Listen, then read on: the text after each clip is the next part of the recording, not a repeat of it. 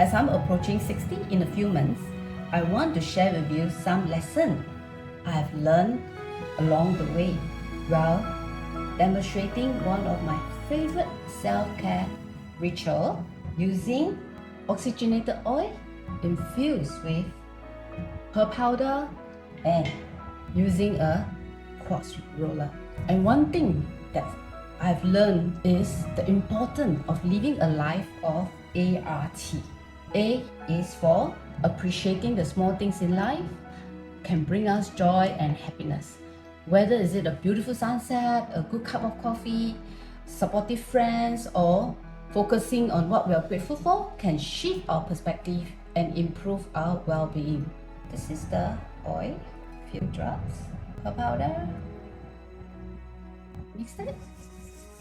I'm so excited to share with you this self-care secret. It gives an extra boost of nourishment and radiance. You can even apply on the eye.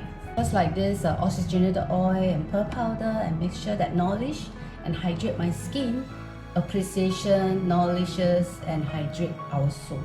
Well, using this roller also helps to increase blood circulation and promote lymphatic drainage, which can reduce puffiness and leave our skin looking smooth and refreshed.